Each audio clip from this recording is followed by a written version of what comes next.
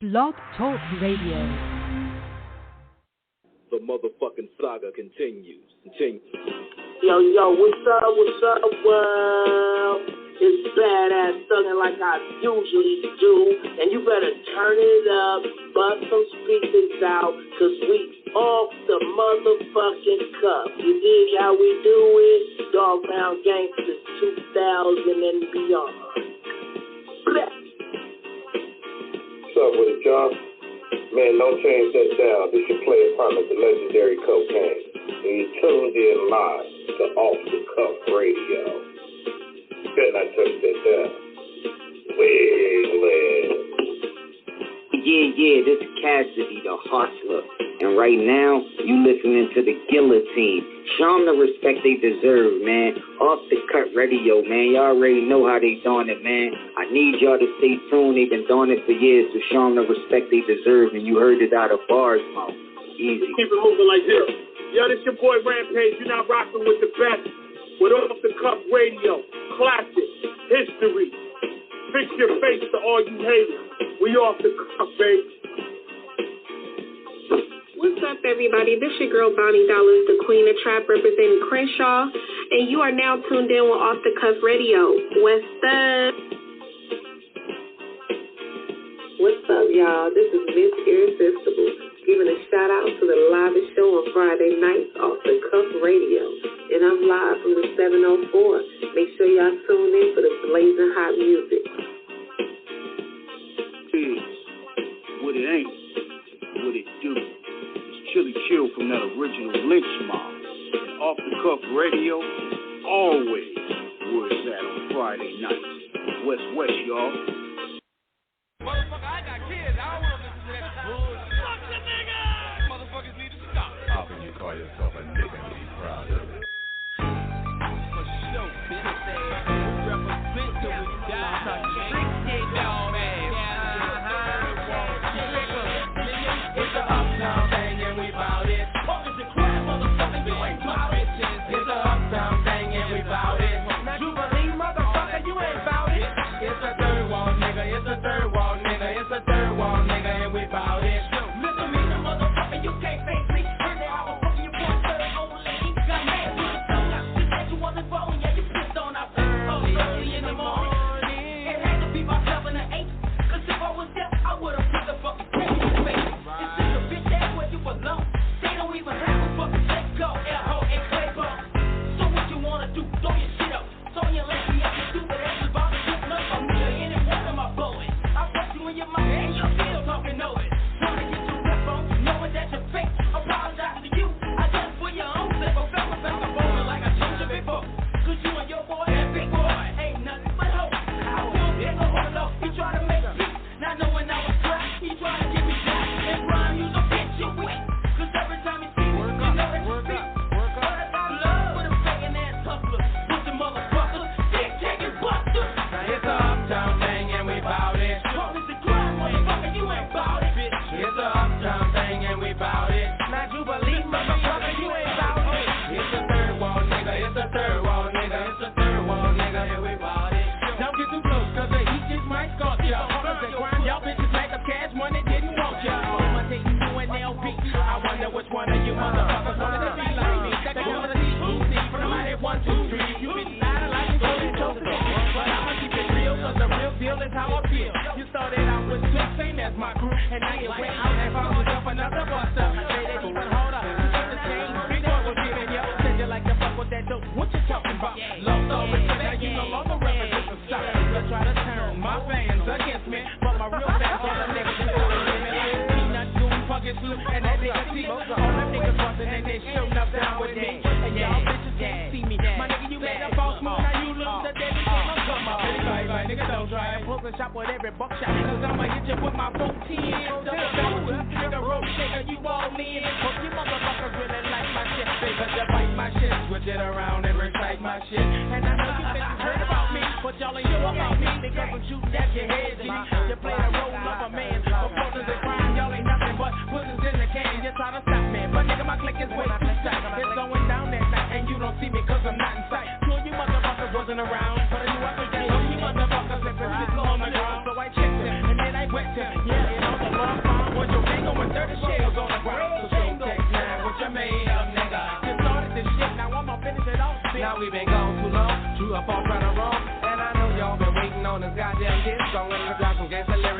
track, man. Coming like a goofy, we got our niggas slow. It's about time we close shop for these niggas. Rapping on a nigga just trying to make their name bigger. They acting like they bout it, knowing they ain't bout it. But I guess somebody tells Johnny Boss, yeah, I got it. But see, it all started back in 1993 when I got what I was at TV trying to do them jubilee. But see, it's not no threat, into all this rap. Yeah, I'm the best lyrics, boo-boo dance, now you know he let. Nigga, you need the quiz, but that's it, that ain't it. You almost caught that race charge, since you would've been sick. But anyway, it goes, yeah, Johnny from the joke stick. So I don't think who you from can't go back. Cause two fucking hoes, but I thought they one time how they two hoes. But first, what I thought they wanna say, I did my best for anybody. You thought that work will work, it didn't rock the crowd. It's unbelievable, coincidental. If they had a shop named Bob, I swear to God I made my vow. Cause I ain't no joke, I'm on a real ain't got no time to fake. My only one that's true was there is my boy, cause he gave, shaky beat. Running in that damn chick, another cancer was a power, man. Now bitches time we tryna drop him. Don't go fucking this, no I just drunk when I got him. They broke out like a hole, like Paul Lewis in the race. If you ask me to fan, bitch, you still no left a trick. Since I mean something hard, bitch, you back on the right too. But I switch that back and forth, that's the supermarket food. Prime time, yours and the doctor never let you slide. Cause you're tryna fit in, looking like a frog by the eyes. Y'all remember that ass whooping, that's your body club moving. Having a ball get you till the conversation sooner. They never go hard, they never go what? Nigga, you ain't talking to keep my motherfucking name, my joke, motherfucking my fucking, motherfucking my buff. I'm talking to you, Mr. I'ma leave your ass in critical condition, motherfucker. So I hope you take this personal. I'm sick and tired of your bitches playing with me. I'm from the streets, so respect UNLV. I told you once, I told you twice. We got a night. Y'all first line, as you're wrong, it's till I thought right. I'm trying to diss, and y'all thought y'all get some miss. Yeah, y'all miss like, listen like that. It's a fact that your whack is a fact. Cause it's a fact because of the fact that I'm a badass yellow boy. That's why you ain't so hard, but fuck it out and pull it hard. I told you about before, and I'm a chump of little boy. Shop closed, cause I'm a third motherfucker, big boy. It's the Uptown thing, and we bout it. Police and crime, motherfucker, you ain't bout it.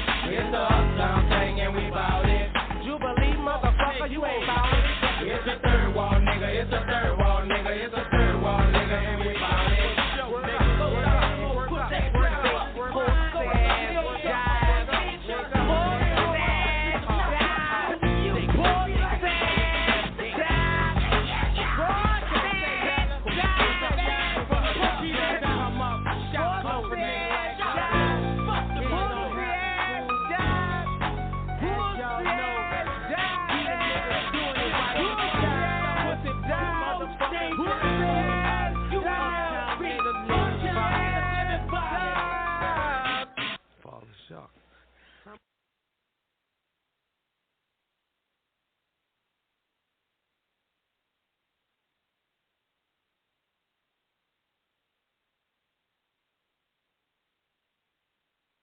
Yo, what it do, y'all?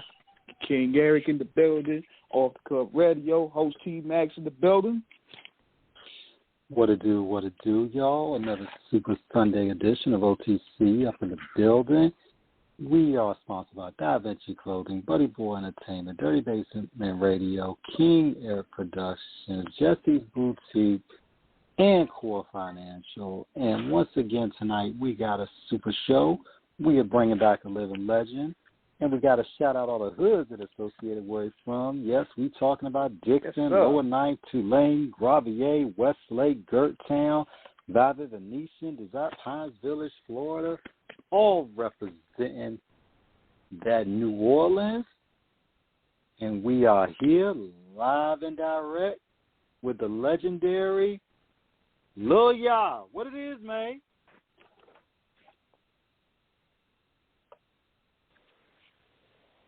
Hello?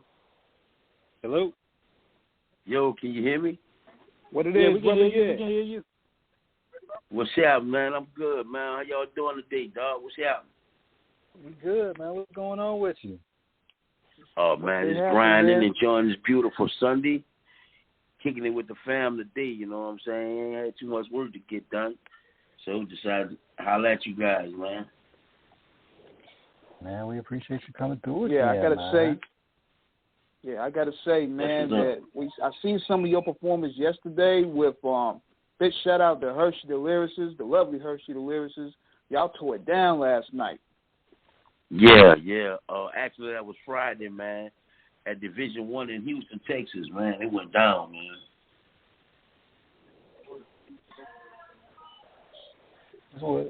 It is what it is, man, and we know everything since COVID came and kind of shut everything down and everything. How did it feel to like be back out on the stage doing what you were doing again? Oh man, it's lovely, bro. Actually, I had several shows that was canceled due to COVID around the last time COVID had hit hard a few months ago. But you know, they slowly but surely coming back, and you know, I'm embracing it, bro. I mean, the stage is like my home. I don't mind going to the studio, putting in work, but ain't nothing like that stage for me. You know what I'm saying? I'm like the entertainer of the group. You feel me? So that stage is my home. Definitely. Yeah. And how was that trip to Miami, man? Like, you know, I saw you up in Miami for a couple weeks there. Yeah, man, it was so live, Eric, bro. I had to go back, dog. Actually, I came home. I stayed 14 days. I came home for 3 days, and I decided to go back and get a little more of that sun, man. Stayed another 5 days, and I came back. And Miami is a beautiful place, bro. I mean, God damn, it's live out there, bro. Peace of mind for days. 305, keep it live down there, man. Mm-hmm. You know, one thing about it, you know. Daddy too. Show me much man. hospitality, little trick, man. Yeah, we the best. Slip and slide. Shout to Trick Daddy. You know, Ted, Lucas, Trina, that whole clique down there, man. Always keeping it, you know, sunny down at the Sunshine State. Definitely, most definitely. Mm-hmm. Yes, sir, man. But there's been a lot going on since, you know, you last chopped it up with us. I mean, aside from COVID and crazy 2020, 2021s, and still going on, a lot of madness going on. Tell us what you've been up to, bro. Oh, man, I'm working big time on our artist. Oh, he's not our first artist, but he's our first artist to this label. I just started a new imprint called Be Real Records. And it's this cat named Young Els. He's the first artist on our label, so I've been really putting like 70% of my day in it, you know, trying to help him blow it, you know, put the muscle behind it. You feel me? But besides that, you know, I told y'all about the 2 joint venture albums that we released. They're doing pretty well. Also, I just released 6 in Barone. You know, that was our very first studio album. You know, it was with Cash Money at the time. You know, it was a Cash Money release actually, and it's doing well. I released it 2 weeks ago, and it's doing real well. I want everybody to pick up that 6 in Barone album, stream it or download it. You heard? Definitely. And, yeah, what does it feel like in terms of, you know, because obviously you're a distinguished veteran and a legend, you know, what is it like moving in and transitioning to that next level of being, you know, overseeing a young artist, running a label, you know, from where you were artist, and now you're taking it over from the business side? I think it's pretty much the same. You got to have the same drive, no doubt, because it's like you're planting the seed. You want to see that seed blossom one day. So you gotta have the same drive and hunger, but I think it's a more learning lesson for me right now. You know, I mean, even though I've been in the CEO game, I never really done the CEO thing and artist develop. You know, I'm the only person dealing with him, hands on. You know what I'm saying? Teach him everything I knew, basically. You know, trying to get him to grasp it, and we go from there. Yeah, you brought up artist development, which is a key vital to making stars today. And that's like the old school industry technique that I could pretty much say that is very missing in today. Well, yeah. You know, basically artist development, you know, they basically give you an image or whatever. But with this guy, I don't have to give him an image. I'm just trying to make him see his image and you know, make it bloom. You know what I'm saying? I mean, he's original, and that's what catch my eyes in any artist. Anybody that know me know how I choose my artists that I decide to like, and the originality is on top of my list, period. I don't want anybody sounding like nobody. I don't want somebody saying, oh, man, you sound like Jigga. Now, you may think Jigga the best in the world, but you sounding like him to me, it's not impressing me at all. There's only one Jigga. Get your own style, your own swag. Be a trendsetter. So that's what impresses me, Yeah, you don't want to have those moments where you sounded off like T-Pain in the studio. You know what I'm saying? When you start hearing the same acts over and over. Right. Exactly. Yeah. Yeah, so I've been investing a lot of time in them. Yeah, man. And, one thing about it is when you're dealing with, especially in the climate today, it's always good to give that advice to an artist in terms of them understanding that them being an individual, not trying to follow behind somebody is the most important, because that's how you distinguish yourself. How do you feel about the music scene today in terms of where you see a lot of artists kind of using the same cookie cutter formula in terms of flow, beats, and even fashion, to where it's all like indistinguishable in terms of trying to tell who really does bring something different? I mean, I'm a music lover. I'm a big music head, not just a rap. It's music, period. In the state that hip hop in right now, I'm not feeling it too much, because of which is the reason you're saying right now. They don't have too many people that's separated from the wave. You know what I mean? Everybody's sounding the same. And come on, man. I don't think that's cool. But I am excited into looking at the future of hip hop, because I feel like it's about to evolve and that gangster shit about to come back. You know what I'm saying? These clout chasers that's doing it or whatever, that shit gonna get called out, and people gonna be able to see through that. You know what I'm saying? You're not gonna be getting these little whack ass records and shit going double platinum and by accident and type shit. Nah, dog, it's gonna be real. And I'm embracing that era. Once again, it's coming. Believe that. It's coming. Hard work, standout artists. You see? Yeah, like he said, it was that paradigm shift. Now, in terms of it, when you look at how it was today and how it was back then for when UNLV were getting on, to give our listeners a little backstory on it who may not, know, what was it just like during that time in New Orleans, coming up with a bounce movement, just kind of really just seeing what it was, just really just from the nascent phases of, y'all developing y'all sound early on, pre-Master P, because he's one of the most well-known, if not the most well-known coming out of NO, but just the scene in terms of how it was for y'all coming in, getting your name out there, and ultimately, becoming what you all would become, along with everybody else who was in the game. Okay, well, making a name for ourselves was, it was hard, bro. It was blood, sweat, and tears. A few years behind it, you know what I'm saying? You didn't have the internet era where, you can, one click of a button, you reach 50,000, 100,000 fans, and people that never knew you automatically be introduced to you. It wasn't like that, man. We actually hung our own posters. We was our own street team. Before we even, got signed to a company, we was our own distributor. We was burning tapes. It wasn't CD burners and, no CDs. It was tapes at the time. So we would double tape. We'll make a record in a club. Actually, our club was ballrooms that we used to hang in.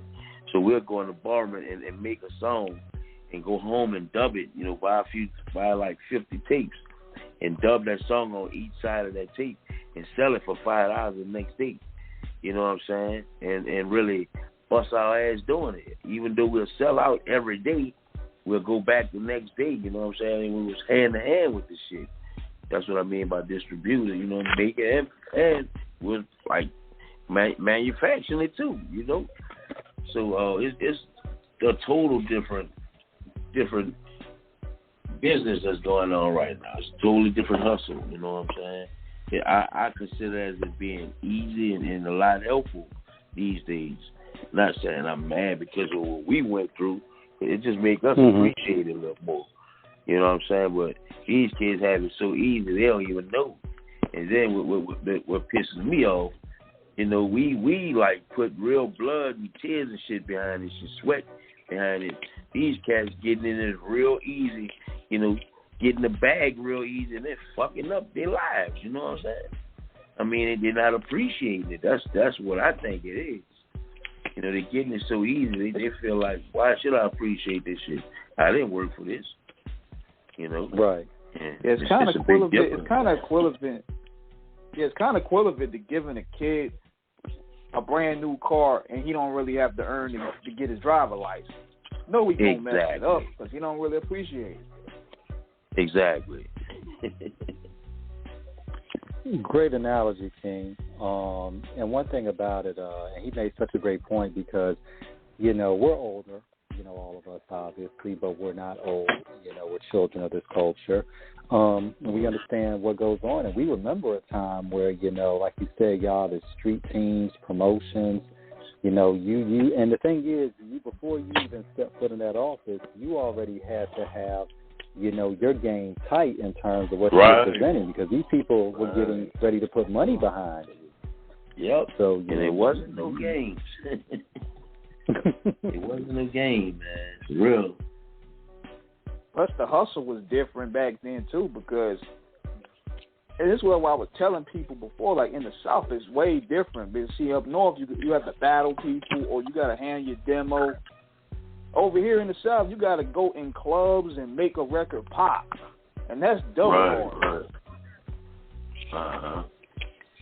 I agree with you.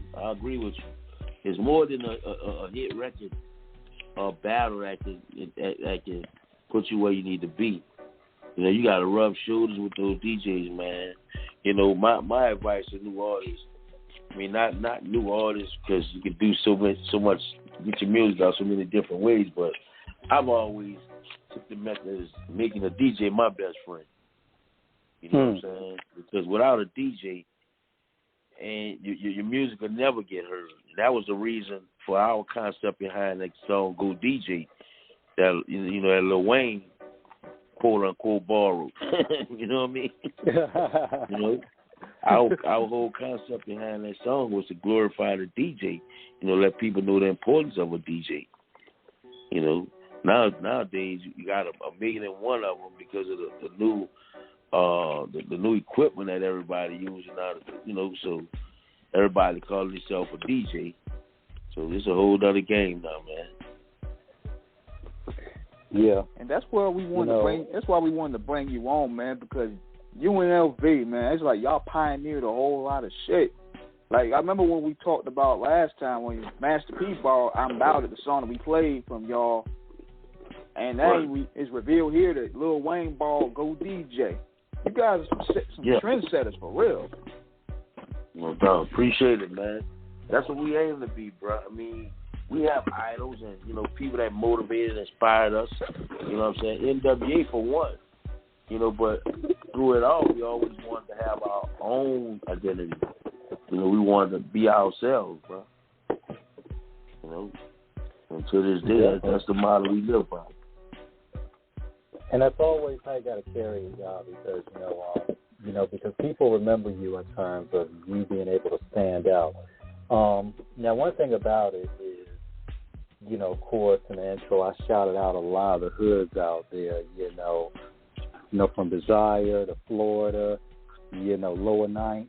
And one thing about it, those are some real spots where it goes down. You know, obviously you're born and raised, you know, so you've seen a lot of going out there. What is your opinion of where a lot of these new artists today are trying to embrace beef as a brand in terms of trying to get their fame out there, but not always understanding the consequences behind their words, trying to talk slick, and then they end up slipping up or get caught slipping? Right. I really don't know their motive, but I do know that they're taking it to a whole nother level. You know what I'm saying? That beef, that music beef shit, dog. I mean, We was in real beef. We had a real beef on wax. But you know what I'm saying? And shit got real bad. I'm thankful today that we're here now to talk about it, and we're best of friends with the guys who we were beefing with. There's some cats called Partners in Crime, and they're from New Orleans, well-known group, you know what I mean? But we had like real beef with them, and that shit could have got bad, man. So, you know, it didn't, and I'm thankful for that. You feel me? Like, you know, the beef nowadays, these little dudes, they banging behind this shit, dog. You know, you really don't have a reason to not like a person or whatever. You just trying to get more fame than them, I guess, or whatever. You trying to shit on them, and you're getting personal. So a lot of, you know, people ain't dealing with that shit. You know what I'm saying? Yeah. You know, I think what happened, it started, I think what happened with the 2000s, where people started seeing how 50 Cent marketed beef as a marketing tool. Everybody tried to copy that blueprint. The nigga made a billion. He made an empire off of beef. He turned a raw beef and turned into a long strings of steaks. So everybody else is trying to follow that. Real talk. I agree with you, King. And King made a great point with that. You know, one of the funniest interviews, and I reference this all the time, shout out to OG Bezel. I mean, we had him on the show a couple of years ago, and man, I think we were laughing for damn near half of the interview. I mean, yeah, because he was talking about how rappers in the South handle beef different from up north and even the West Coast. Exactly.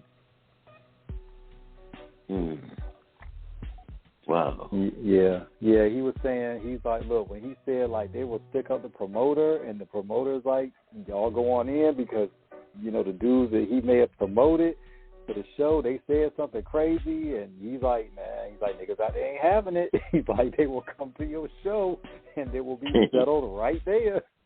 Right. For real, man. And the promoter and the DJ, even the damn journalist wasn't even safe. Like the nigga when he write the story, he gonna catch a stray.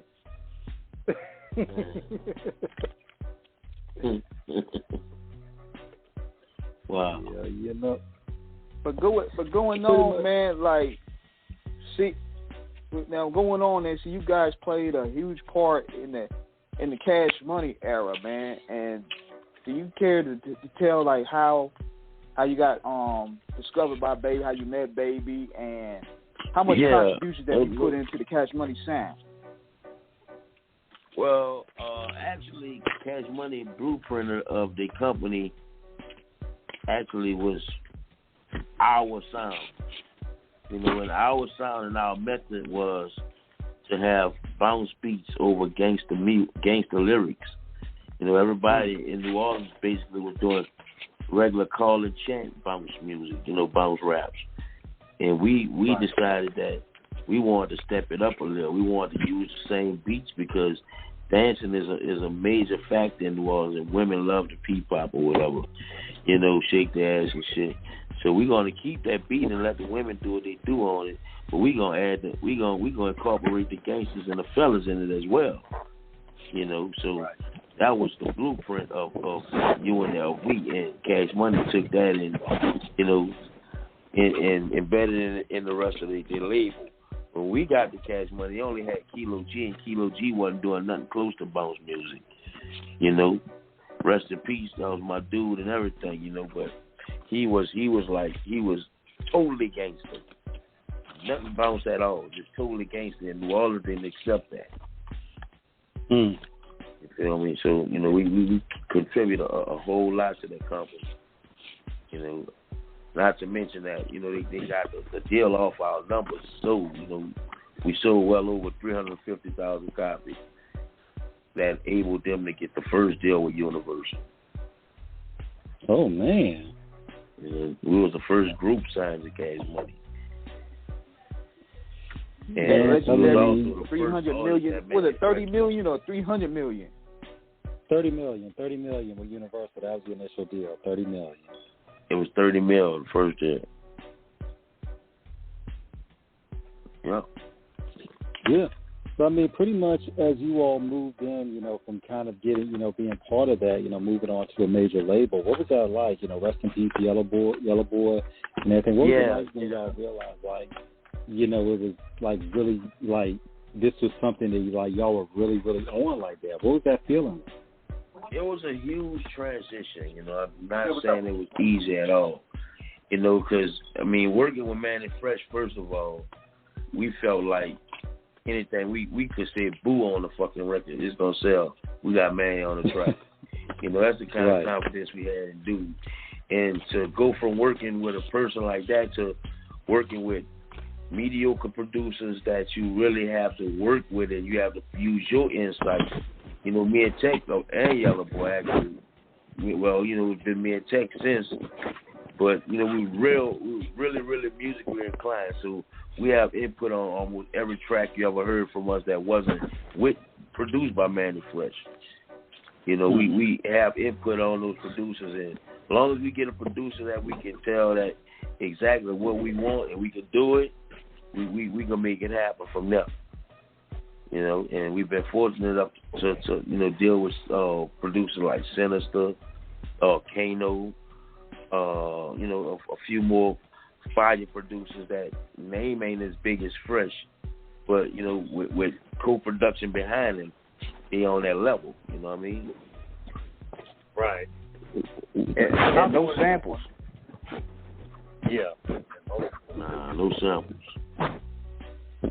How important is it for an artist to be totally in touch from the rooter to the tutor in terms of understanding, you know, not only I didn't hear you. The phone was breaking up. I'm sorry.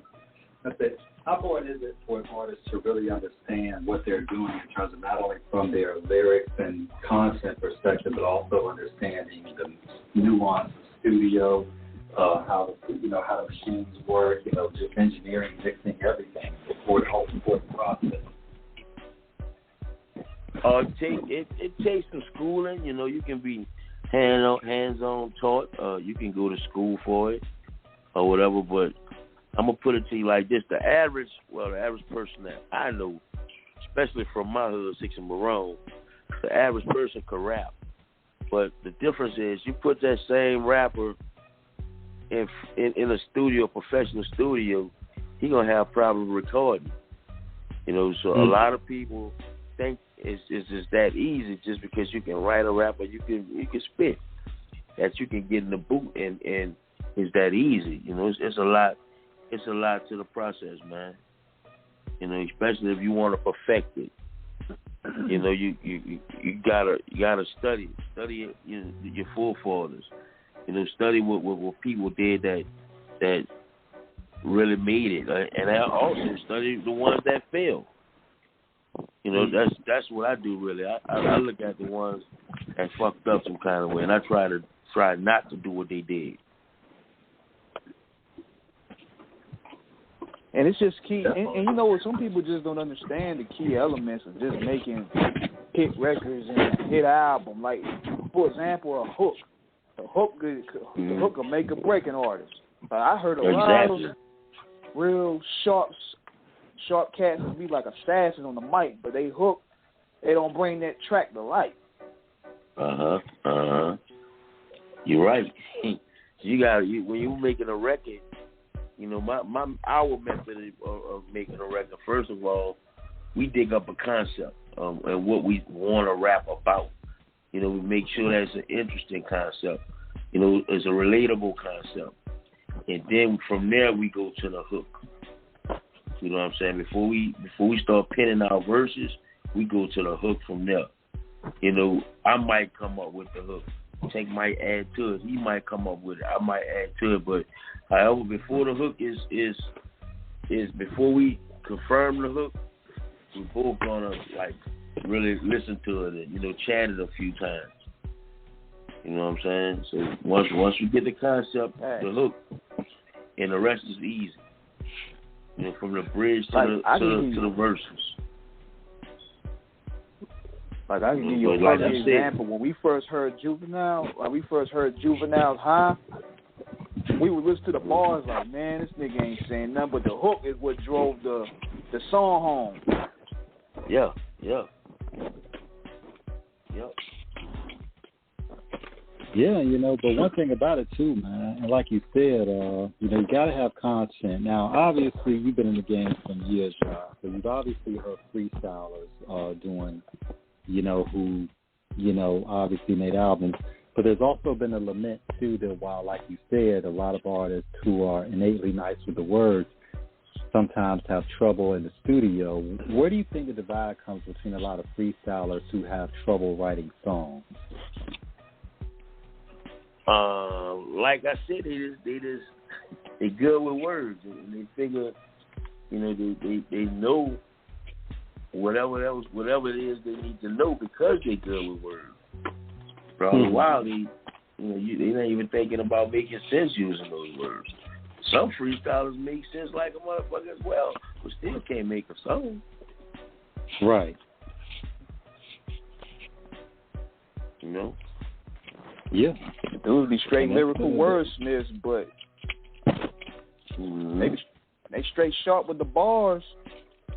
But then they can't craft no album, because see, the album that tests under the test of time. Oh yeah. That it does. I mean, you got and based on record wise, you might have a timeless record. You may have a hit record. You may have a classic record. They have different type of hits. You know what I mean? Well, and we really try to aim for timeless music, because music gonna be around forever. So if you make a record, like say something simple as a summertime song. I just done a record with this guy named Devious. Y'all probably familiar with him.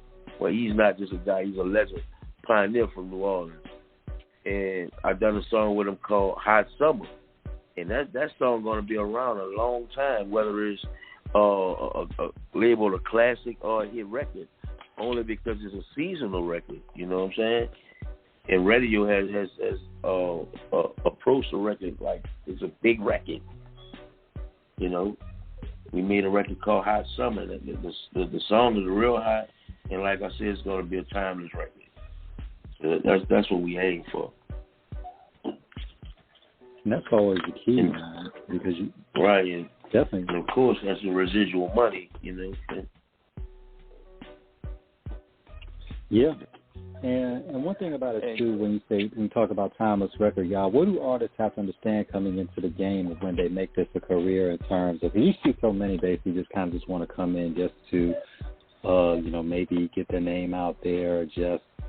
Or they don't, they feel like once they've got a song, that's all they need to do. What do artists have to do to understand what it really means to commit yourself to this and to really, really, really, become a legend, to make songs that really are classic and everything? Mm-hmm. Well, first, I think they have to be consistent and serious. Excuse me. Serious. I shouldn't hit the buzz. My bad. My bad. Yeah. You're good. Take your time. They have to be serious and consistent about what they're doing. I mean, you get out there, you make a nice record. You're going to have to follow up with that with something nicer. You know what I'm saying? If you don't, you're going to get lost in the shuffle. It's about consistency.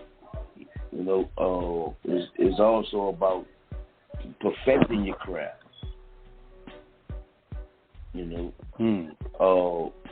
Dedication, hard work.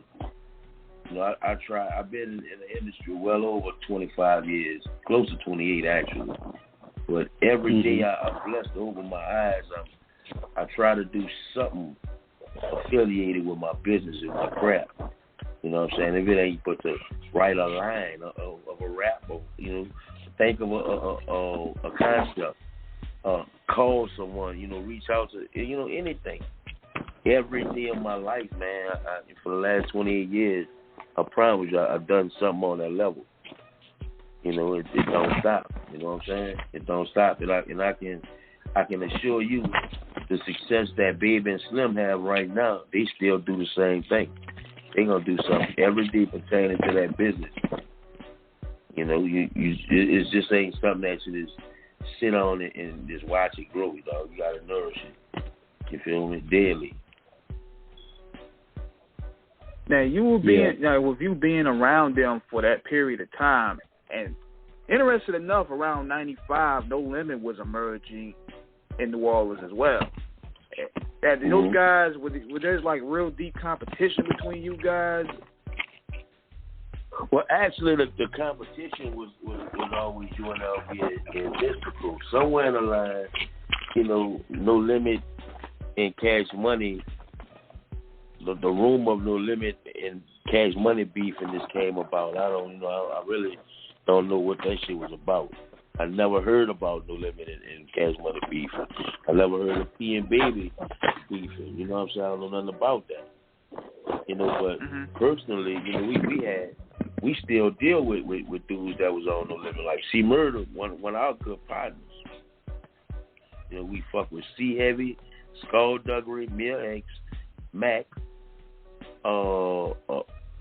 Magic, rest in peace, Magic. He was our dude. He was from downtown, but we kicked it with him a few times. Kane and Evil, almost Fiend. Not to mention even Mystical. That wasn't even real beef. You know what I'm saying? I let the world know about that shit. That's something that he wanted to do to get his name out. So as far as Cash Money and No Limit beef, and I never knew about that, bro.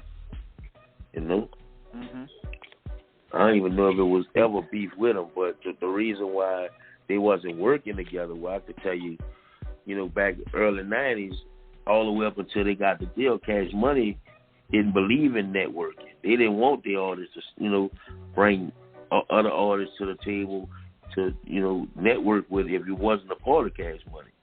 We went through that problem with doing the song with Soulja Slim, Magnolia Slim at the time. He wasn't signed up to No Limit yet, but he was on another label. I think it was Parkway Pump It Up Records or something like that. But, they Baby and Slim shut our whole studio down because they refused to let Slim record with us because he wasn't a part of Cash Money. But they came back and, of course, they allowed that song to happen.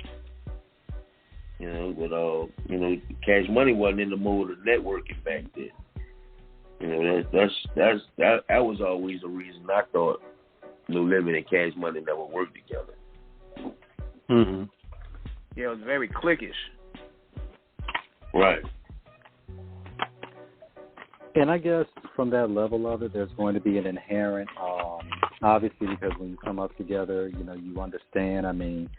If we really go further and deeper into the conversation, you have a lot of times everybody just looks at it, this is what we do, and nobody is going to understand it but us. Right. And sometimes, there isn't always chemistry in terms of collaboration. But right. I do think a lot of times where there can be a cooperative effort, it can organically grow if people are open to that. But, no doubt. But like you said, like King said, it can be very cliquish, and you got some people that they can get out there and just kind of give a certain thing of, we don't need nobody, this, that, and the other. And I think a lot of times that's a very narrow and even dangerous view in terms of when you're trying to grow your brand, because when you're looking at music, it's supposed to be you're trying to reach as many people as you can. Right, you never know who could be that person that could really, really bring it to the next level and such. I totally agree. Yeah, No Limit.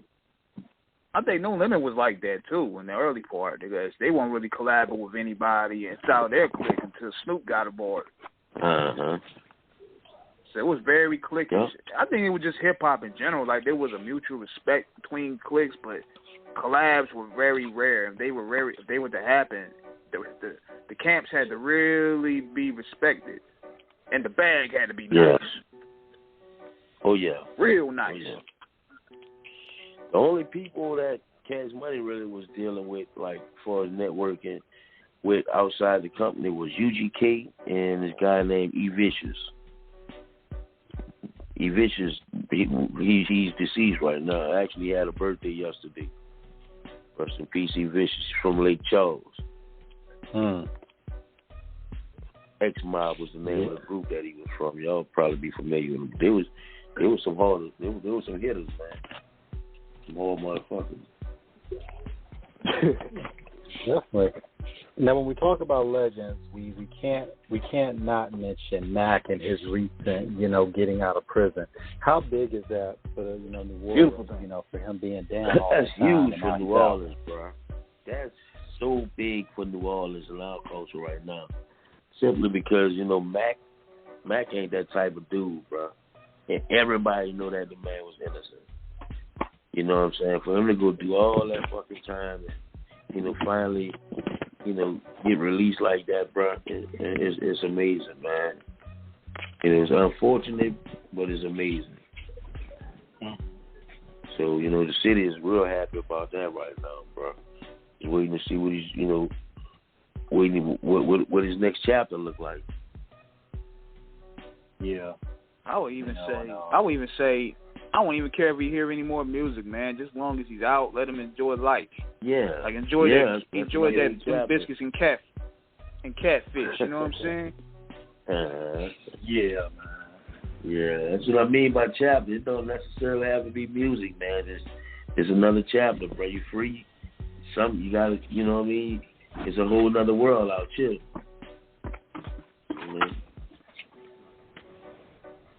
Yeah, man. And when to really see, to really see him, like I said, out, after doing, over 20 years, man. Obviously, it was an unfortunate set of events that he was caught up in. Where do artists have to understand about now that you're in the game, where you have to watch what you're doing, and you have to be conscious in terms of how these things. You can get caught up in a situation like Mac or Stewart got caught up in. What do artists have to understand about what places that they go, how they? You have to understand that word fame, man. I mean, a lot comes with that word fame. It ain't all as wrapped up supposed, to be. It ain't all good all the time. You know what I'm saying? You got cats that you literally may think is a fan that know you. You don't know them from Adam, but you may think this is a fan all the while. This dude wants your head. He comes speak to you and and you like just thinking it's all good, but all the while it's all bad. So I mean, you gotta watch that word fame, bro. And it ain't easy to deal with. You know what I'm saying? It's really not easy to deal with, bro. Because somebody can do you something and they fucking famous. You do that same person something, you brainless. They gonna fry your ass in jail. You know what I'm saying? So it ain't all good all the time, bro. And you gotta move different. Once you get out there, I mean, you gotta move different, bro. You can't hang in the same place no more. So many people envy you, and you don't even know it. That's the main thing. You don't know where this shit coming from half the time. So you gotta move different, bro. Use common sense. Yeah, I remember.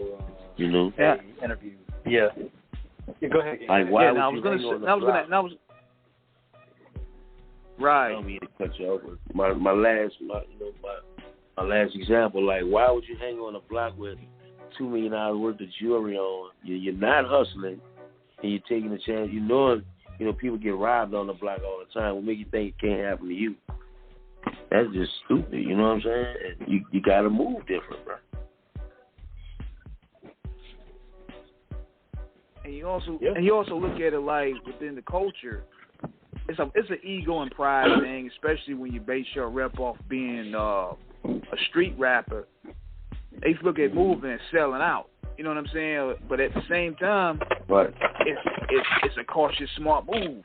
Like, you don't want to be in the hood worth $10 million unless you building the projects up. But other than that, you'll be an easy lick out there. Exactly. And you don't want to stick out like a sore thumb. You want to live around some people that at least living on, almost like you're better than you. You know what I mean? You can't be in the hood in $1 million house. You the only house that costs $1 million. You know what I'm saying? Everybody, you're a target. Perfect. Fuck. So you got to move out there, man. You got to. I ain't saying sell out on your hood, nothing like that, because I always go back, dog. Every chance I get, I go back. I don't hang, like I said. I'm not doing the things that I was doing coming up in the game, so therefore I'll be slipping about, was to just hang out there like that. Nah, but I'm going to pass and holler, go holler at all the old folks and, buy a few groceries or whatever, show my love, and then I'm out, you know what I'm saying?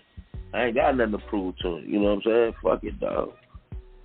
I ain't got nothing to prove. My whole goal was to make it out, and I've done that, man. So I'm thankful. And I believe everybody that hustle in the hood, their whole motive for hustling is to make something better, right? Yeah, absolutely. One thing about it. Yeah, definitely. And one thing about it, I remember an interview. This was with a source some years back. Where I think it was Silk and Sea Murder. They were interviewing. This was from a 1999 issue of Source. And they were just talking about or was it Vibe? I think it was the Vibe issue where all 98 Vibe. Might have been Vibe. Yeah, it might have been Vibe. Yeah, thank you, King. It might have been Vibe. And, Silk says some people got backstabber in their blood. And that's a tragedy, But one thing about it is, too, King and myself, we've just been, we've been journalists in this game for a while in terms of, just really seeing things. And one thing about it that you said, is real, because there's always a street branding behind it, in terms of what you do. But there is a point where you do have to understand that, like you said, you're doing what you're doing to be able to move to another place. Getting out of that. Because like you and King said, your food out there, because when you're dealing with people that don't have, and, we know how y'all get down in New Orleans. It's serious. You gotta feed the sharks, dog. For real. It's like this, but you can't be chum with the sharks either. The sharks are gonna make you chum. Exactly. That's how it go, man. That's how it go. Especially in certain territories where the laws are eager to lock you up, and definitely in New Orleans, man, because the laws are terrible. Yeah, they stereotype y'all there like a motherfucker, dog. Like I'm in Houston right now, I have a crib out in New Orleans and in Houston. But like during school, I live in Houston because I have younger kids that's in elementary and shit, and the school system is a lot better. But man, they stereotype you so bad in New Orleans, bro. You could be in a fucking 2000 Chevy. I mean, like a 2021 Chevy, and they gonna look at you like, they gonna ask you where you got it from, how all that type of bullshit. Versus you can be a 15-year-old in Houston with a mouthful of gold jewelry, no shirt on or whatever, sound blasting in a Bentley. People ain't gonna pull you over for that. They not gonna stereotype you at all. You know what I mean? So New Orleans is so bad for stereotyping you, bro. It's disgusting, dog. For real. Yeah. And not to mention a lot of legendary MCs. Hold on one second. A lot of legendary MCs got caught up in that situation, from C Murder and BG and Bootsy. Yeah. Even though Bootsy he got out of his situation. Right. Yeah, that's crazy, bro. That's crazy, dog. And they all was on it like a murder charge, like, Yeah, but we were violent crime. Yeah. I remember when Bootsy was on DJ Vlad, and he was talking about that in terms of how it was in reference to how he would move around at certain levels, and and he was just talking about how he had to get out of Baton Rouge. You know what I'm saying? Right. Because it became too much in terms of him being able to move around. Like, he was always getting pulled over. There was going to be some type of drama out there. He's like, he moved, staying in Atlanta or whatever. He's like, he ain't got no problems. It's like, I guess it's from a perspective of depending where you're from, in every hood, it can be like this when you're dealing with people who are not used to certain things. It's different. What did my man say? The dude that the councilman, dude's father. When they did the flashback scene, he said you're different, and after a while, different scares people. But then there's also another dimension of that where after a while, different means for some people they look at it as an opportunity to take advantage because they've never seen different. And for them, it's a lick. They don't know you in terms of what you may be capable of or how you understand things. All they see is it's different from what they know, and they're going to prey on it because of that unknown factor. Facts.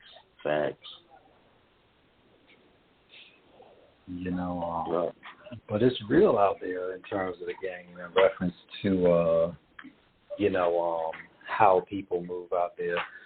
In terms of, how you, still making moves, how's it been in terms of press, in terms of you being able to just maneuver and just talking to different journalists, outlets, in terms of really, not only being able to talk about what you have going on now, but to give your history and, what you all have done as a whole, as a collective, and your contributions to the music game. You say how hard is it to tell that? No. How has it been? How has it been in terms of being able to talk to other journalists about it? It's been cool. I mean, for the most, I run into a lot of cool journalists, that really know our story. For the ones that don't, I don't mind telling them. Because, I mean, my story is so real, dog. I don't have to lie about any of it. I'm proud of it. I don't have any regrets behind it. You know what I'm saying? So I don't mind telling it. But for the most, a lot of them, they have the story 40% right, 60 wrong. They always have like something in the interview and making it look like we beefing with Cash Money or whatever, I mean, maybe because what went on, the history or whatever. I don't know, dog, but I mean, I really want people to know that shit cool, man. I mean, it was a hell of a ride with us with Cash Money, and I wouldn't have changed nothing about it. At the end of the day, the fact still remains we wanted our own. That's where we at. We felt like we contributed so much to that company, and we did this and that to that company. We could do it for ourselves. And why you can't be mad at that, man? You know what I'm saying? That's true. And how important is it for artists to understand ownership in terms of knowing what they're signing when they get with a label, and then being able to really know the process in terms of are they going to have a chance to really, really, really, make those moves in terms of getting to, and working towards independence as opposed. And then some artists are okay being under a label, but what should artists know in terms of getting on with somebody and then ultimately moving, maybe possibly moving on to their controlling their own destiny? They got to know and understand the contract first of all. I mean, you sign for a 5-year contract. That means you can't do anything until that contract up, or the company breached their contract, which means they do something that is like dirty enough for you to go on your own with and don't have to worry about being sued and fulfill their obligations. You gotta know what you're signing before you sign it. And know what direction that you want to go in before you sign anything. Meaning, you want to learn from this company and you want to put out an X amount of albums with this company, then branch off on your own or whatever. You may want to be with that company forever. So it's real important that you know what you're signing. Yeah. Yeah. Plus, not to mention with us being in the information age, us being in the information age, that the information is easy to access. Oh yeah. Information is everything right now, man. For real. Yeah, and I think that's something where, there's definitely how you have to, you just got to know, what you want to accomplish, and don't let anybody else, pretty much dictate your vision. I think especially, even though it's not hip hop related, we got to look at what's happening with Britney Spears right now in terms of the conservatorship issue she has with the contract. Mm-hmm. In terms of how, you have people who are, where you have people basically handling your business instead of you. Right. And, and you cannot always entrust people to do that because, not everybody has the same idea of it. We've seen situations where, people got snaked on something they were supposed to, and they got sold on some bullshit by someone who was telling them, well, this is, in your best interest, and it turns out it wasn't in their best interest. It was in their worst. It was the worst case scenario that came to it. In terms of when the money comes, like you said, fame, it's a different level. I'm trying to get my phrasing together for my inquisitive. What is it like in terms of the artist? How are pay scales dictated for an artist on an independent level as opposed to being signed, and then just understanding how to balance all of that bank out in terms of making sure that when there are lean times, and they will come, that your money is taken care of? Well, on a major scale, you have to know that anything that the record label spend on you that is recoupable. That's matter of fact the independent scale too. If you're only an artist, you're not a CEO of that company. You don't own that company. That means the owners are putting money out on you to basically record an album, get your image right. They spend tedious dollars on you, all kind of different money on you, to get you to where they feel you ought to be. And all that money is recoupable. So you may feel like you want to hold on your own image and you have a bigger image than they have for you. Well, guess what? That's still their money that you're spending. And it's going to take longer for you to recoup that, for them to recoup that money in order for you to see something, because you're spending most of it. You know what I mean? So it's just like the dollar. You got to watch the dollar, and once you start seeing money, man, you can't just think just because you have $1 million, you really have $1 million. Taxes is a motherfucker, bro. I swear, taxes is a motherfucker. Man, plus they give you that. So plus when people get that advance money, they be thinking that's the most money these cats ever seen in their life. Right. And they give you that million. They give you that million to create the art and recoup. A lot of record labels, they're not even giving what you call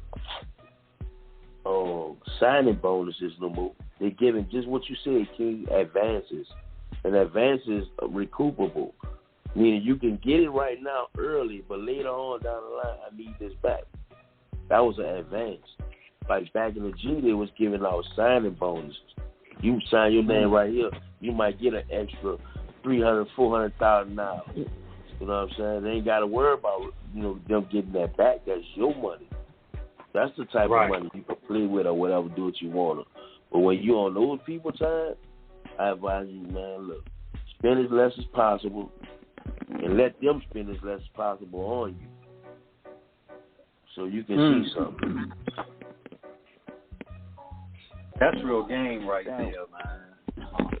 And you're getting it free. No doubt. Y'all have to start donating at least $50. Y'all got to start donating $50 to this show, man. Y'all getting this free game for real. That's my dude. I'm starting to pay-per-view charge these niggas. Y'all getting industry game for free. But real talk, man. Real sometimes talk. it ain't really about charging people. It's more so about saving the babies from not getting caught up. You know what I'm saying? Oh yeah.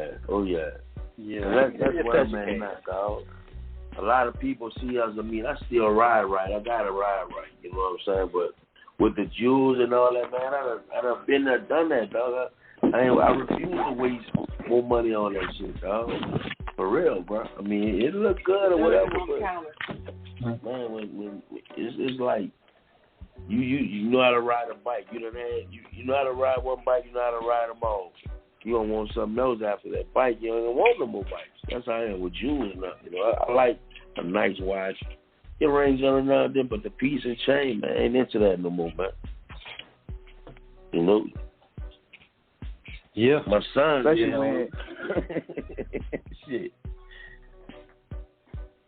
Yeah, especially when Cash Money, they turned it to the bling bling era, like they ushered that out. Oh yeah. And they coined that term to where I even hate that term. You know when you start seeing corny people in suburbia using it, you know it done jumped the shark. Yeah. I knew when I seen what's the kid name T-Max, you probably know the kid name from American Pie. He said bling bling. I'm like, yo, we need to change our slang. You talking about Jason Biggs? You talking about his character? Yeah. I'm like, yo, we gotta change our slang now. Yeah, man. But you know, when you look at it though, y'all, in terms of hip hop, in terms of how it's moved over the years, and it becoming becoming more accessible, in the mainstream and such. There's always inevitably going to be that level of it in terms of people trying to ingratiate themselves with it who are not from the culture.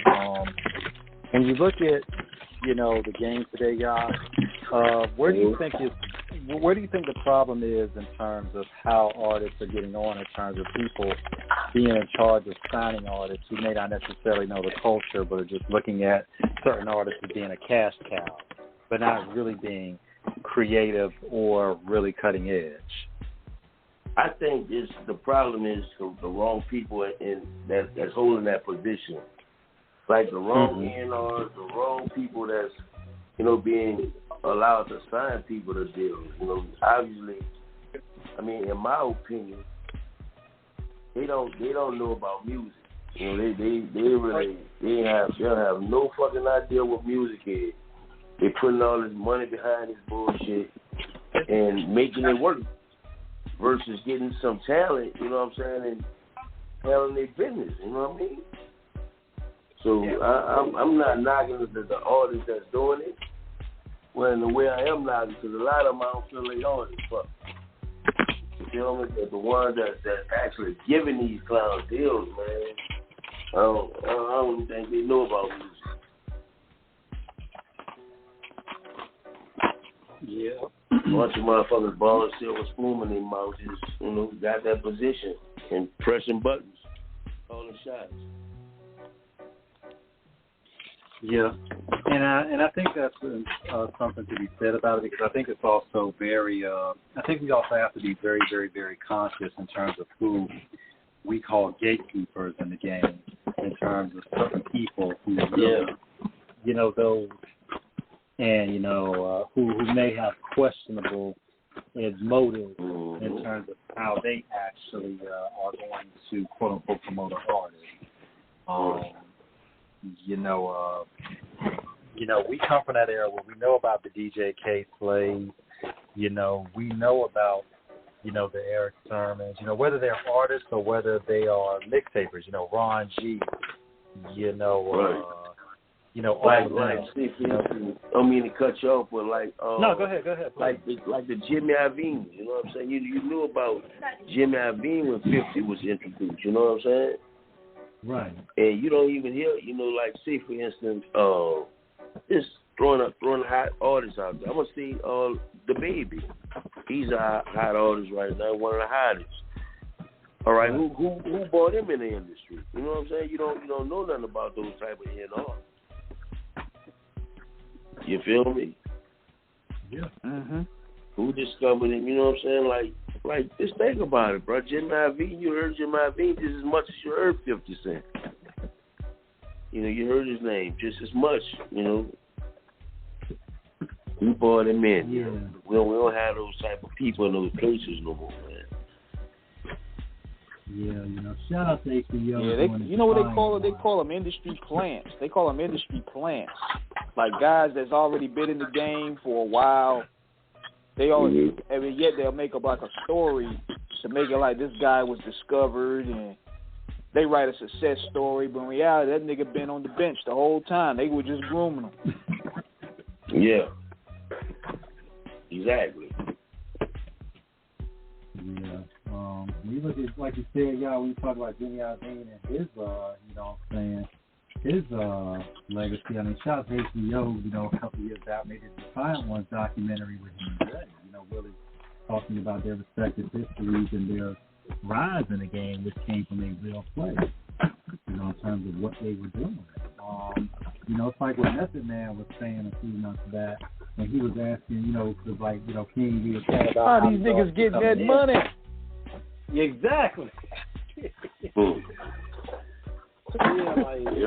like,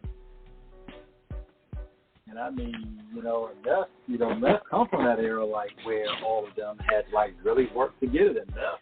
You know, shout out to Method Man, of course, known as Clifford Smith, because he's a legitimate actor, been doing it over 25 years. You know, and he one of the and dopest he artists on the planet.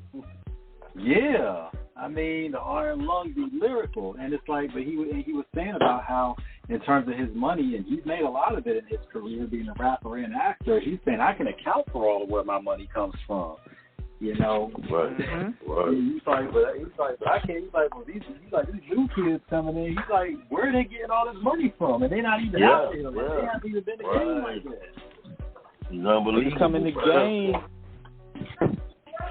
I be look, you know what be bugging me out, guys, is that these guys been around for like about a year or two. Then I start looking at their net worths in the Forbes list. And you start seeing these guys up there on the Forbes like net worth 12, 13 million. But I'm like, damn, this nigga didn't even go platinum. Yeah. Right, damn. Like, what's the story of that? Yeah. What have you heard in the game, y'all? Obviously, you don't have to name names, but what have you heard in the business in terms of how some of these artists, in terms of how some of these deals are cut, in terms of people getting in, and in terms of how these artists are getting this exposure without really, really having to pay dues for? What have you heard? What have you seen in terms of how that network is? Well, they're really looking at numbers. Like on views and stuff like that.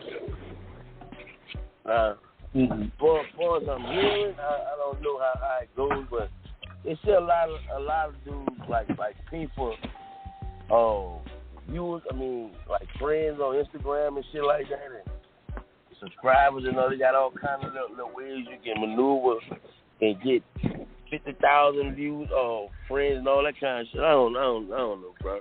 But that's what a lot of these people in these high chairs looking at. You know, everything almost based off the internet right now, man.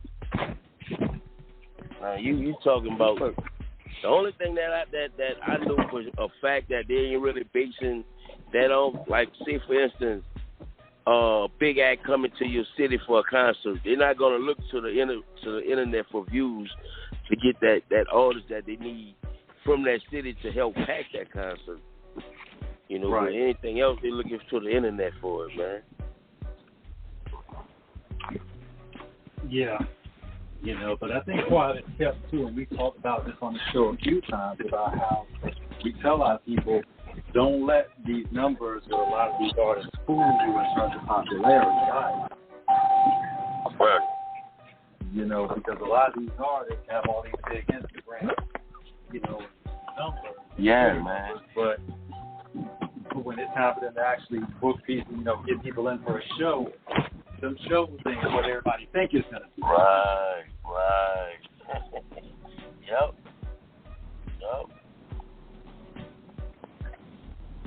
And I think that's the humbling part that a lot of artists find in terms of really when you find out how big you are, because when you're trying to move to that next level of popularity, and I say this respectfully because we're independent, and we're never going to shit on an independent guy or girl, but we always tell our artists out there, you know, coming up, this is a process. It takes time. And, you know, if you're real, depending on the market that you are in, and I'm just going to be blunt with it, there are certain markets in terms of cities where, like if you're in Atlanta, Miami, New York, L.A., you know, whether you in the suburbs or you in the heart of the hood, you know, New Orleans, where you're from, you know, if you really, really, really have a base there, you know, you can eat there if you really, because it's already had a established, so to speak, branding that, you know. But in some other places, it's like, you know, if you don't come from that major area that's known for being a musical hotspot, you know, it's going to take you a bit longer to get out there, and don't get an attitude thinking, well, you famous, this, that, and the other because you local, you know, because you're locally known. I'm like, no, there's a difference between locally known and really being like nationally recognized and then internationally renowned. Yep. Totally agree. You know, but switching gears for a minute. Now, out of all the albums that you guys put out, like, what was your favorite album in particular, and which one of that time period was your favorite to be a part of the group and putting that work in?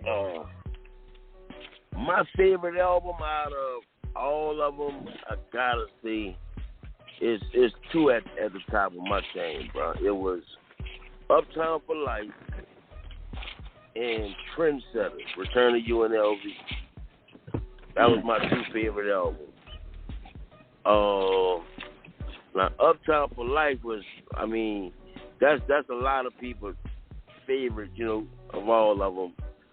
But Trendsetters, Trendsetters matches that because we got a chance to really show our range of you know, concepts. It wasn't just no street shit, you know what I'm saying? We talking about young females that's wilding with their bodies and shit like that, you know what I'm saying? We educating the people on all kind of different shit on that album, you know what I'm saying? And we still kept our street credibility. You feel me? So that album, it was like showing more growth than anything to me, you know, and I embraced it. That's tight, man. I mean, and that's one thing about it when you know, especially in addition to having a favorite album, that you know it's a favorite album of yours that really means something. You know, there's no bias. You know, it's like when it really like dictated and set a tone in terms of really you knowing like this was the piece of work that really embodied what you know you were about, what you all as a collective were about. As you go further with it, are there any new artists out there that you have seen that you all would like to work with going forward? Well, they got a few cats that I got my eyes on that I want to work with, and most of them are from New Orleans.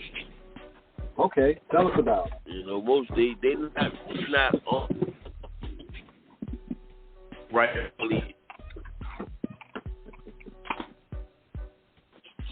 You know, it's just a matter of time for they blow.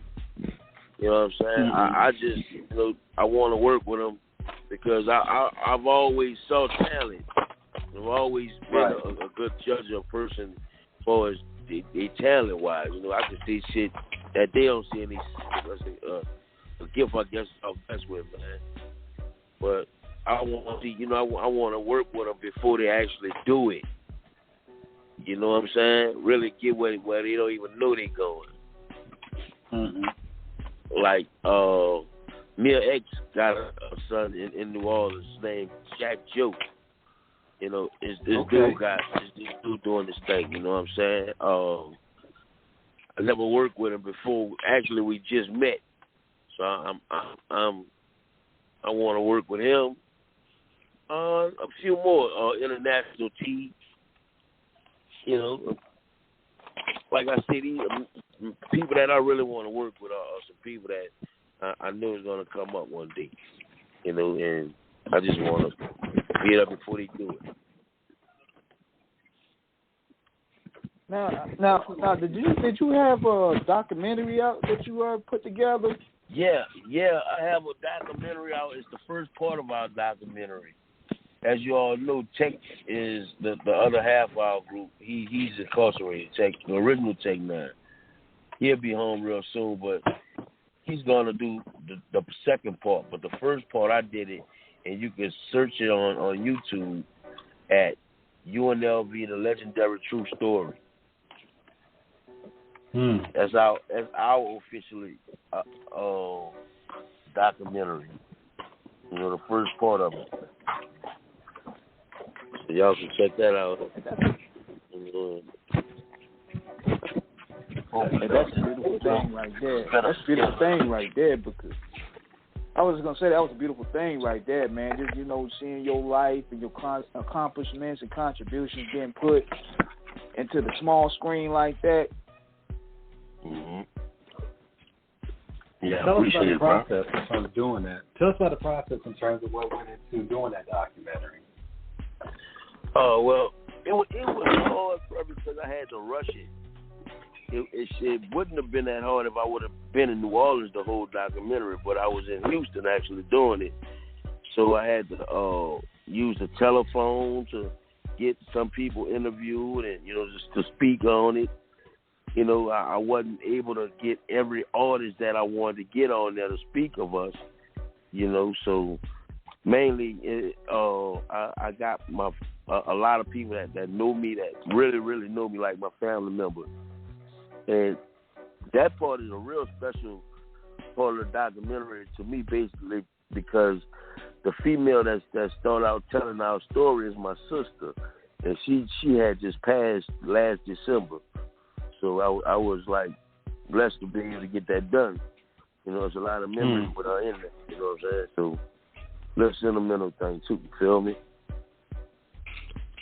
Yeah, man. Our condolences for your loss, man. And Tech will important. do the second part when he come on. We're gonna do this part 2. Definitely. Now, one thing about it, in terms of documentaries that are basically are composite of everything that you've done. Do you have a book planned? I mean, and just in general, how important do you think it is for artists to do something like that to let people know about their history and how to preserve it? I think, yeah, you don't really have to wait till somebody interview you do it, you know what I'm saying? You should try it.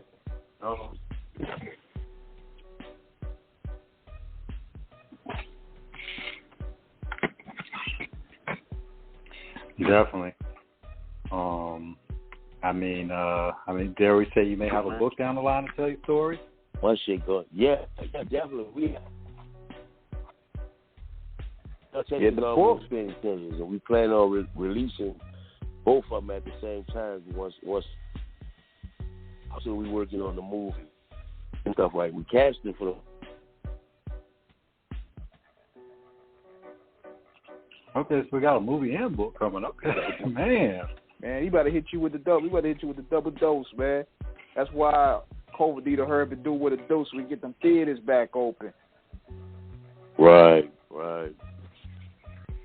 Hell yeah, man. Let a little cat out the bag. Yeah, I'm getting Jason Mitchell to play me, man. You're getting easy to play? Oh, man.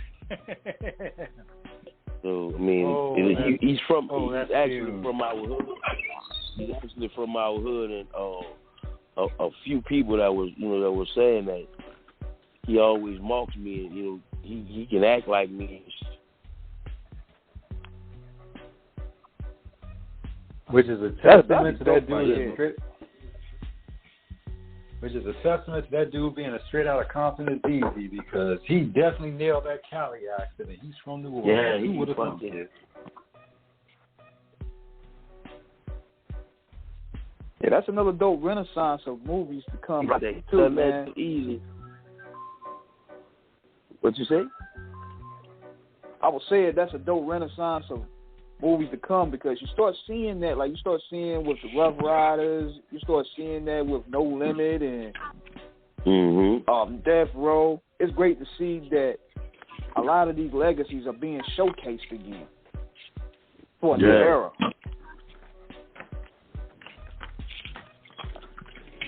Yeah, and I think, one thing about it is, when you're looking at doing movies and such, I think it's important because, especially when you're heading it up, because nobody knows your story better than you.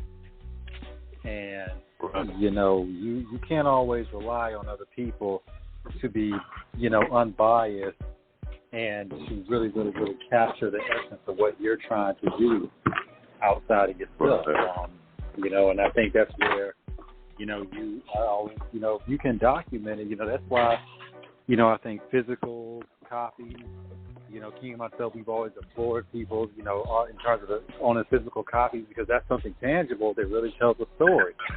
You don't want to release an album and then sometimes down the line, it gets, deleted or whatever, songs get taken off and, these are some of the songs that really made best represent what you've done. Yeah. It's like people last week, they called it, it's like people last week, they called it scare last week when they took All Eyes Off Me on the streaming. Damn, they did? Yeah. Why you done that? There's no telling. Ain't no tell. They probably say samples and stuff like that, but I was just telling people that's the danger when you don't own the hard copy. Right.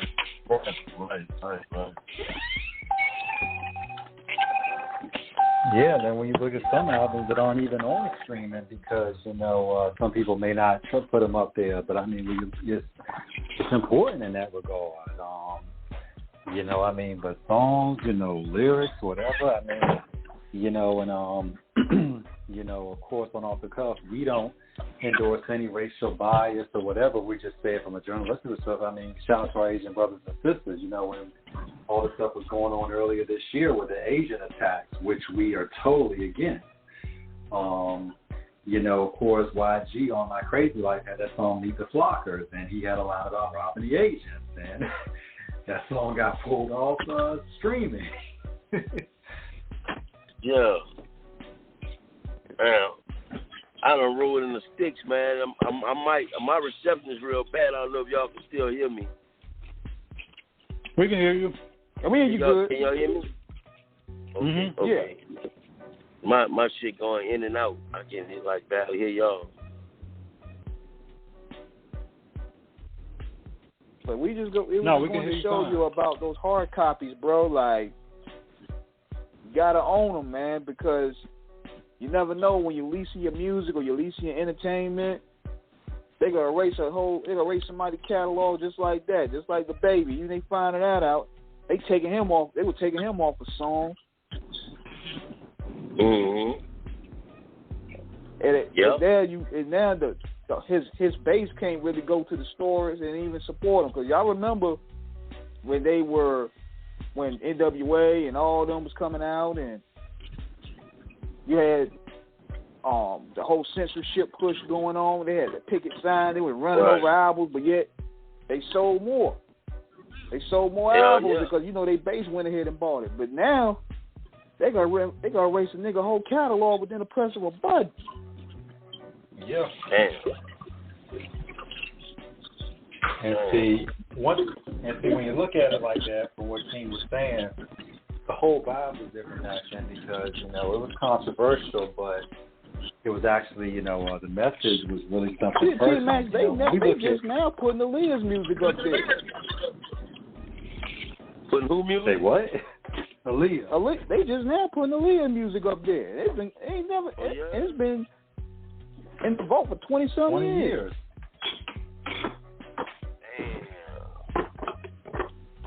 Wow. Well, on the good on the good side about it, it's good because, you know, Aaliyah's stuff never went out of print, you know, 'cause some of these albums we've seen over the years, they end up going out of print. But Aaliyah was always a strong seller, you know, her legacy in terms of what she had, God rest her soul, man. I mean, you know, that girl she really had some stuff. And it really, you know, it's over 20 years later, her catalog, well, really almost 30 years later from when she came in the game, you know, her catalog still stands up, you know, pretty much on anything out there. Right. You know, I mean, that's a testament to the classicness. You know, it's just tragic to think about it with her being taken away from us so soon because there's no telling how far she could have gone. But that's one thing about it. At least a lot of the, you know, young people today will get to hear her and really understand how talented she truly was. You know, and low key, how many singers, you know, female singers out there kind of fit her style. And not only that, man, it just shows that how powerful that music was in the 90s, and now people are just now embracing it, especially with a lot of this stuff coming out now that's on Netflix, like documentaries and movies that's based off that era. That music deserves to get its place heard. It's like yeah, when he did the what was the joint that y'all did on Netflix when they was talking about New Orleans? What thing? Booty Bop? What's the name of that That's shit? it They was going to different regions. Damn, what's the name of that? I remember seeing you up there. I had interviews on a couple of different shows on Netflix. I don't know which one you're really talking about. Yeah, it was the Evolution of Bounce. The Evolution of Bounce, okay. Yeah, Hip Hop Evolution. That's what it was, the Hip Hop Evolution series. Okay, yeah. Yeah, they was talking about I'm Bout It on there, I think. Magno Callio album. Yeah. Mhm. Yeah, stuff like that is real important. Oh, fucking boy. Yeah, but that's something we're so pretty much in terms of monetizing, in terms of so what's it been like for your music in terms of streaming online? You know, how's it been to really, for those who may have not heard you all years ago, to really hear about you now and really be able to introduce? We had our transition came in 2015. Actually, was our last studio album that we released, and we released it digitally only, right? And we found out basically our core fan bases are still buying CDs, and you know what I'm saying? They like that old in the game, right? You know what I mean? And we found that out because a lot of people was asking us, how do you download, how do you stream, and all this kind of, you know what I'm saying? I'm talking about at our autograph sessions and shit, they asked us this. And Universal actually released the album I'm talking about. It was called The Relaunch, UNLV The Relaunch album. And we found out, you know, our core fan bases were still buying CDs, and of course, you know, they ain't pressing CDs no more, so we stuck with it. We didn't release any more albums right then and there, but I have released singles, and I jumped in the game for us re-releasing our old albums, our classics, on a digital platform now. So sales are definitely picking up. We're approaching platinum on Uptown for Life again. So far we have Uptown for Life and Six and Barone out on a digital platform right now. You know, besides the relaunch. And I think Keep It Gutter, Keep It Gutter's up there too. You know, we just never pushed it or nothing like that. You know, that's the song, that's the album with Go DJ on there. Yeah, you know we got to salute y'all for going platinum on digital, man. We got to salute y'all now. Thanks, man. Thanks. We just gonna go ahead and say it's flat. It's been out a solid year now, and it's been doing good. Like I said, Six and Baron just came out. We just re-released that 2 weeks ago. So, and they doing a TikTok. They doing an Eddie Bow. And then we had a single on the album called Eddie Bow, and they doing that on the TikTok now. The dance Eddie Bow. So y'all can do the Eddie Bow challenge on TikTok as well. That's dope. See, that's the benefit of streaming, though, because there's a lot of benefits of it too. Yep.